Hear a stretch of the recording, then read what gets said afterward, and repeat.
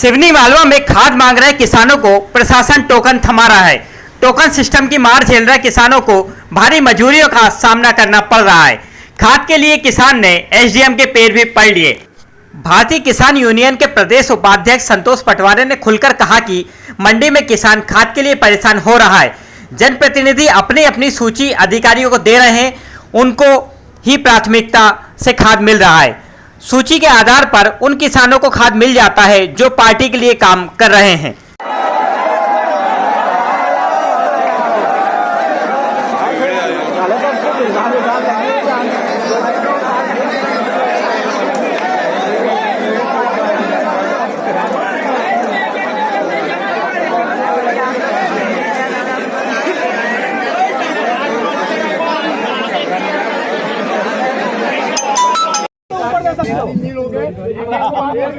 भैया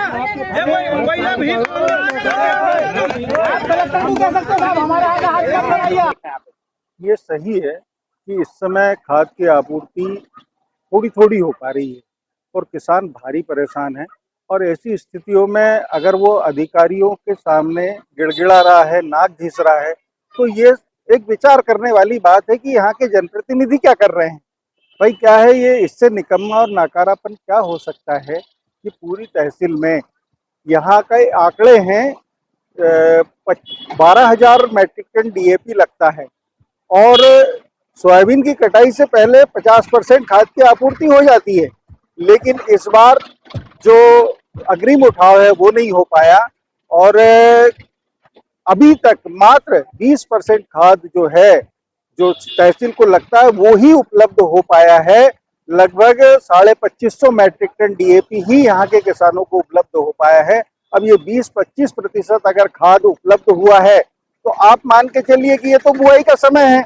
अब तो पलेवा भी कंप्लीट हो चुका है, किसान उसमें बोनी करेगा कैसे? बिना खाद के, बिना रासायनिक खाद के, नाइट्रोजन फास्फोरस के पैदा हो ही नहीं सकती फसल। खेतों में बोनी करने का समय है, किसान को जरूरत है खाद की, और प्रशासन टोकन की बात कर रहा है। कोई टोकन से बुआई नहीं हो सकती, उसके लिए किसान को खाद देना पड़ेगा और समय किसान का निकलता जा रहा है। टोकन आप खाद में भी देख लीजिए, टोकन मंडी में, मंडी प्रशासन भी इस समय टोकन थमा रहा हाथ में मक्का बिक्री के लिए। किसान को भुगतान की आवश्यकता है, उसको खाद लेना है और टोकन ही से ही काम चला रहा पूरा प्रशासन।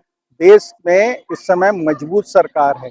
माननीय प्रधानमंत्री महोदय श्री नरेंद्र मोदी जी, मध्य प्रदेश में माननीय मुख्यमंत्री महोदय श्री यादव जी और डबल इंजन की सरकार होने के बाद में किसान पूरा का पूरा लाइन में खड़ा है। जहां देखो वहां उसको सिर्फ लाइन के अलावा कुछ भी नहीं मिल पा रहा है।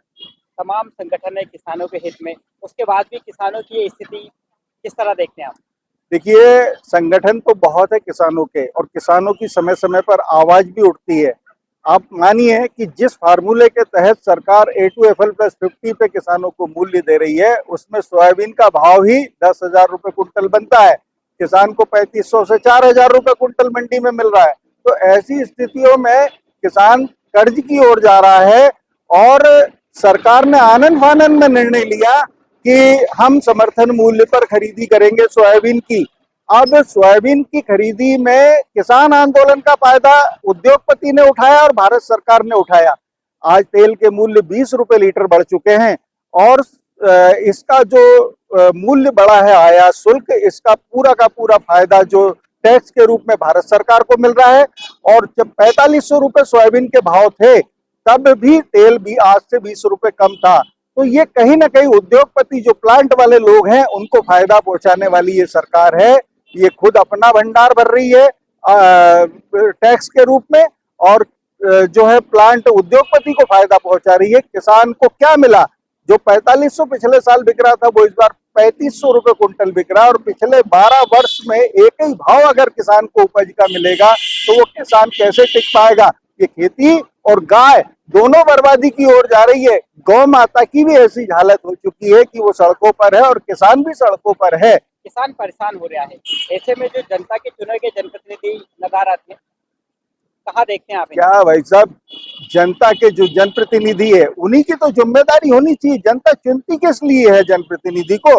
जनप्रतिनिधि ऐसे वक्त पे समाज के काम आए, इसीलिए जो है जनता अपना प्रतिनिधि चुनती है। लेकिन जनप्रतिनिधि मुझे तो नहीं लगता कि किसी दिन खाद खरीदी केंद्रों पर गए हैं, खाद बिक्री केंद्रों पर गए हैं। हाँ, एक सूची जरूर आती है जनप्रतिनिधि की कि इन किसानों को खाद देना है और उन किसानों का पालन किया जाता है। उनको लाइन में लगने की जरूरत नहीं पड़ती, न टोकन लेने की जरूरत पड़ती, मात्र सूची बन के आती है और उस सूची के आधार पर उन किसानों को खाद मिल जाता है जो पार्टी के लिए काम करते हैं।